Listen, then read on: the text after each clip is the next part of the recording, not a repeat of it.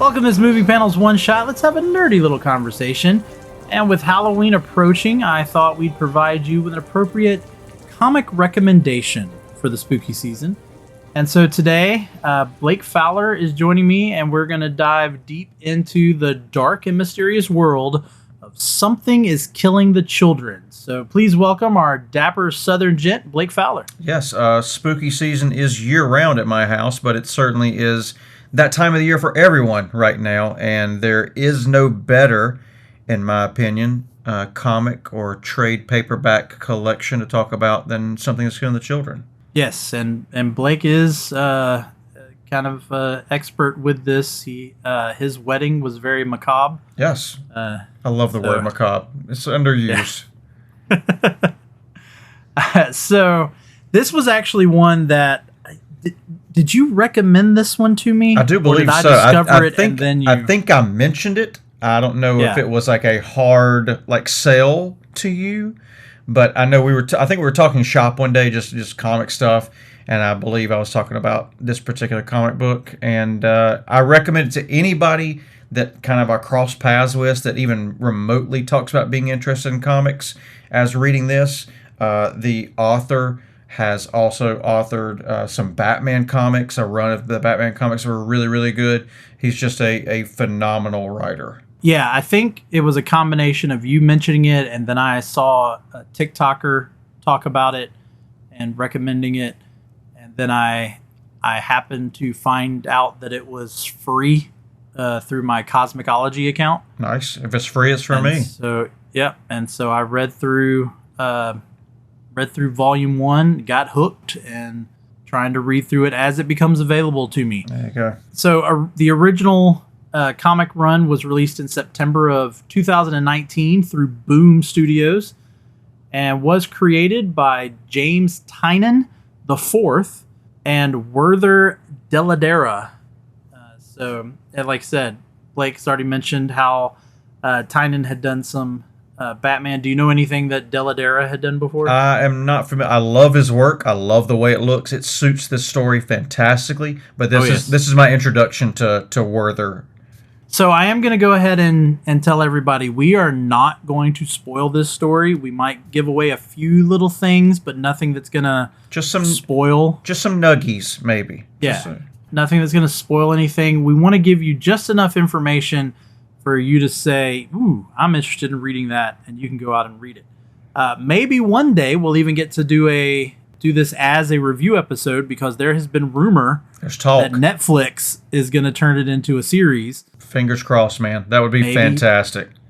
Maybe that will happen. But I'm going to ask you first, did you read it in 2019 when it came out, or was this something you discovered later? Yeah, so I read it, I think the week it came out, I picked it up, and it was solely just by conversing with the comic book shop owner that I was frequenting at the time.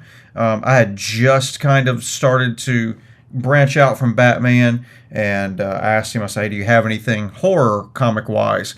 And this was he couldn't get the title out of his mouth fast enough, and recommended that I pick it up and read it, and I've visited it several times since, and like you said, as more volumes come out, and they've got a spin-off series, so to speak, now, House of Slaughter, an extension of that universe, and I read them as I can. Yeah, so just to give, for people who've never heard of the comic before, I want to give the synopsis that Boom Studios actually put out. So this is straight from Boom Studios. When the children of Archer's Peak begin to go missing, everything seems hopeless. Most children never return, but the ones that do have terrible stories. Impossible stories of terrifying creatures that live in the shadows. Their only hope of finding and eliminating the threat is the arrival of a mysterious stranger, one who believes the children and claims to see what they can see. Her name is Erica Slaughter. She kills monsters. That is all she does, and she bears the cost because it must be done. Yeah, and Erica, to use an abbreviation, is a BA. She is awesome, and probably one of the better female lead comic book characters that I've ever read. She's fleshed out pretty well, especially over a couple of volumes if you continue to read the story. and is just someone who, I don't know, if you've got a little girl, you want them to be bold and brave and stand up for yourself and do the right thing, like Erica does throughout the story. I wouldn't say she's necessarily a role model. No, not a role model, but I'm saying her the reason she does the things that she does. Yeah. There's some altruism in there. Yeah, she has good intentions. Yes. Yeah. She's very mysterious to start off with, though. We don't get an awful lot. She's got this mask that she wears that has teeth on it. She has these ginormous eyes. Like Disney character princess, ginormous kind of eyes. Yeah. Yes. Which they even reference in the comic. Yeah. Like, it's not just the way she's drawn. Like, they say in the comic about how big her eyes are. And then she's got this little octopus doll that she carries around that she talks to. Probably my favorite part of the story, to be honest with you. I love the conversations between her and her stuffed animal octopus. Yeah, and then to find out, I won't, again, not going to spoil anything, but to find out why she talks to it. Yeah. Is a crazy reveal, which they reveal pretty quickly. They do. They do. But it's still a very cool reveal to find out the reasoning. And she's not just a hunter. She's not just this awesome protagonist in terms of she's a monster killer. But we learn, and this might spoil for some people, but I feel like it needs to be said, she's a survivor of trauma herself. Yep. And so she relates to these kids on a certain level. Yes. And it's her emotional journey, even in the first volume, which is mainly what we're talking about today. Even in that first volume, it's one of the story's strengths. It's one of the great things that Tynan added into this comic is her just personal journey. Right. Yeah, she certainly goes through a bit of healing, I would say, in helping out these children that she certainly sees a little bit of herself in. And yeah, her story, and which gets built upon in volume 2 somewhat, is one that I would be interested in just reading that. If it was just a series or a story on its own, would be enough for me to be invested in. So let's talk about, of course, with a good horror comic, you have to have a good setting, the atmosphere, the way it's presented. So, and nothing says scary like Wisconsin. Yeah. So the location, as I said in the description, is Archer's Peak, which the way it is presented, that town is just drenched in a sense of impending dread. Just dread and doom. Yeah. It's so good. And Deladera, who did the artwork, creates a stunning but also terrifying world.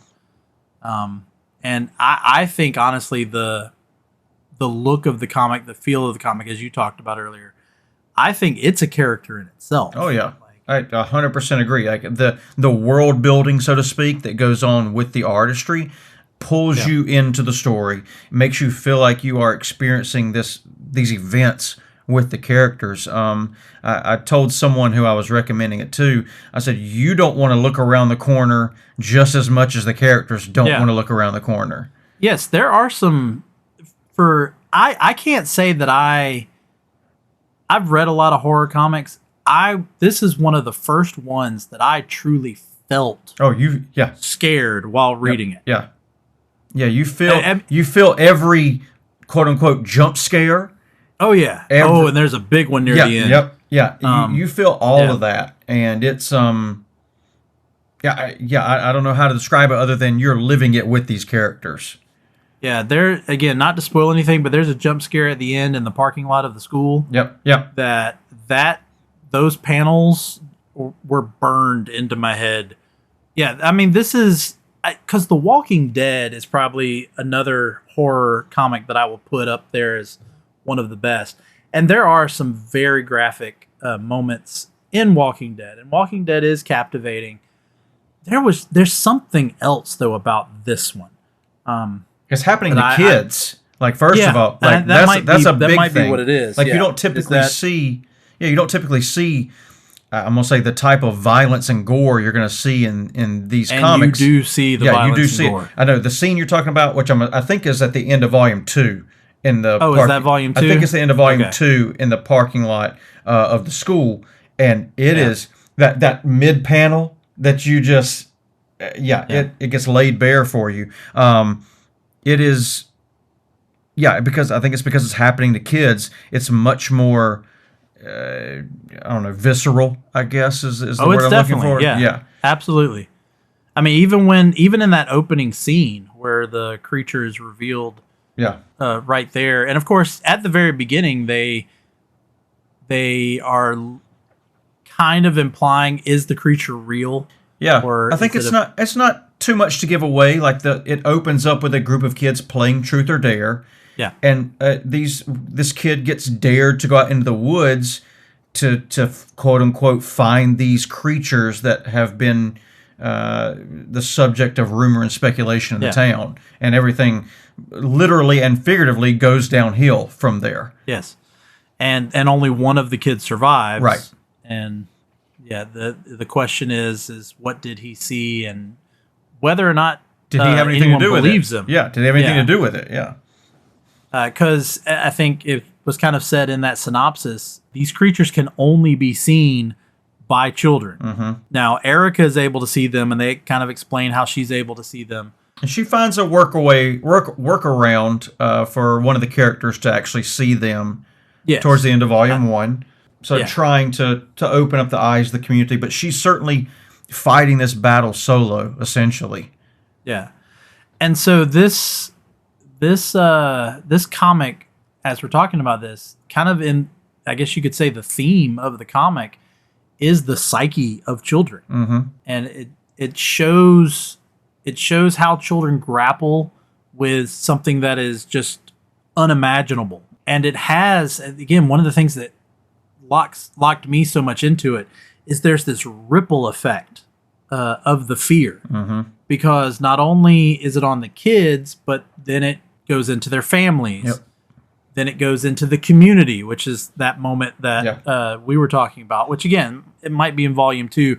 Once I read volume 1 and then volume 2 was available, I just kept reading. Yeah. Like I didn't stop until there wasn't one available anymore. But yeah, it is raw.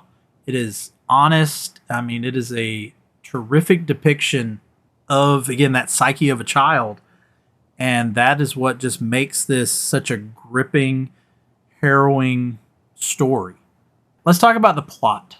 So I'm going to ask you this question. How do you think the comic balances revealing enough, which is what we're trying to do, Right. revealing enough to keep the reader engaged without giving away too much too soon? So I think that is probably one of Tynan's strongest points, is I that agree. he builds from panel to panel. Yeah. The again, we talk about the impending sense of dread in the artwork. There is an impending sense of cosmic dread in the writing. Like you're waiting for that other shoe to drop, and when you think it's about to, he lets the line out just a little bit more and makes you wait on it to happen. I think any writer who can find their way into keeping a reader engaged through what they reveal is going to have a group of avid readers who are going to keep coming back to their work over and over again. And that's what Tynan is really, really, really good at. Yeah, no, his pacing is exceptional. Like you said, it reveals just enough to intrigue you and makes you want more. Yeah. Because like you heard me say, I read through volume 1 and then immediately, hey, volume 2 is also available in Cosmicology. Bam. So I just kept reading. Yep. And then it wasn't until I think volume 5, which I would have had to have bought, which I would have been willing to do. Yeah. But I was like, let me hold off on it a little bit. And then eventually it became free. Slow down and wait on it. Yeah. Read through it. But yeah, the mystery that he is telling, especially in this first, volume, maybe even into the second volume, it's very meticulous the way he unravels pieces. Yeah, because you're along with these characters. You don't know exactly what is happening. You get bits and pieces of information, but it's certainly not a third-person omniscient point of view. You're seeing some of it from the eyes of James, who's the survivor of the first incident we talk about. You're seeing a little bit through Erica, who is the hunter, so to speak, and then through the eyes of the community and this widespread fear that is cascading down upon every home and doorstep. And it's he does a good job of letting you see just enough behind the curtain without revealing the man behind it until he needs to. Yeah. And when he reveals something, Yeah. again, through his writing and Deladera's artwork, like it is a reveal. Yeah, they could not have chosen better people to work together with than they did here. Their writing and their artistry really match up and assist the other in building a better story.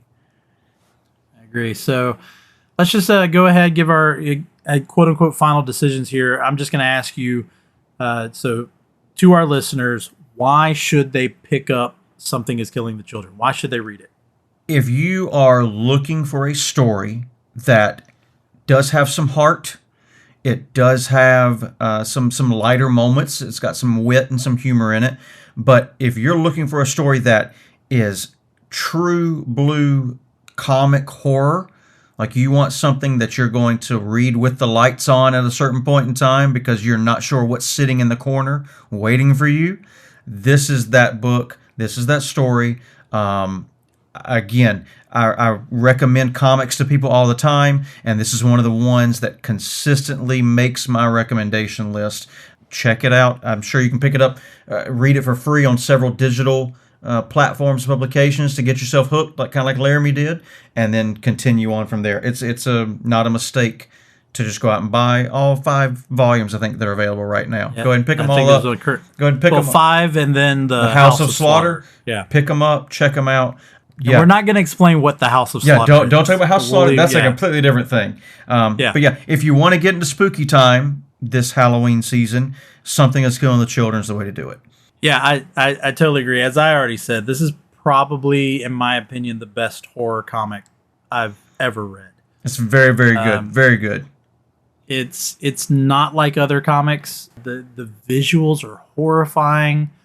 The story, as we talked about, is laid out in a way that just, tenses you up at times, makes you uncomfortable at times. It's definitely a must-read, especially for anyone who is looking for not only a horror comic, but a comic that is immersive. Yeah, just a great story. Yeah. Yep. And just chilling. Yep. Absolutely great. Definitely one that, again, here in October, as we are approaching Halloween, if it's one you want to pick up, if you're one that wants maybe something to read instead of just a movie recommendation, both of us strongly recommend that you go out and pick up Something is Killing the Children. Really, really good. And before we hop off here, I'm going to plug a couple of others that you might want to check out. So Witches, Wytches by Scott Snyder, another great horror graphic novel. And then American Vampire, also from Scott Snyder. 2 really great stories to read along with tying in Something is Killing the Children if you want something spooky to read. All right, and I'm probably going to have to check out some of his Batman work, too. It's fantastic.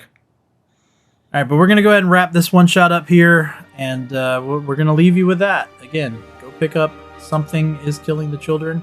Maybe sit next to if it's cold enough in your area, sit next to a fire and see if it doesn't give you the old classic, campfire ghost story. It will do the opposite of warm your heart, though. So yes, a fire probably would be better.